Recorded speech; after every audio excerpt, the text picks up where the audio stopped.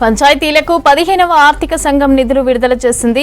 ఇవ్వాల్సిన 3000 కోట్లకు గాను తొలి విడతగా 259 కోట్లను విడుదల చేస్తూ ఉత్తర్వులు జారీ చేసింది.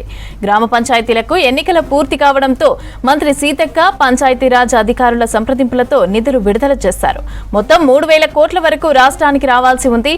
తొలి విడతగా 259 కోట్లు విడుదల చేశారు. ఇక తొలి విడత నిధులపైన మంత్రి సీతక్క హర్షం వ్యక్తం చేశారు. మిగతా నిధులు త్వరలోనే విడుదల చేస్తామని కేంద్రం ప్రకటించింది. పంచాయతీలకు 15వ ఆర్థిక సంఘం నిధులు విడుదల చేసింది. ఇవ్వాల్సిన 3000 కోట్లకు గాను తొలి విడతగా 259 కోట్లు విడుదల చేస్తూ ఉత్తర్వులు జారీ చేసింది. గ్రామ పంచాయతీలకు ఎన్నికలు పూర్తి కావడంతో మంత్రి సీతక్క పంచాయతీరాజ్ అధికారుల సంప్రదింపులతో నిధులు విడుదల చేశారు. మొత్తం 3000 కోట్ల వరకు రాష్ట్రానికి రావాల్సి ఉంది. తొలి విడతగా 259 కోట్లు విడుదల చేశారు. తొలి విడత నిధుల విడుదలపైన మంత్రి సీతక్క హర్షం వ్యక్తం చేశారు. మిగతా నిధులు కూడా త్వరలోనే విడుదల చేస్తామని కేంద్రం ప్రకటించింది.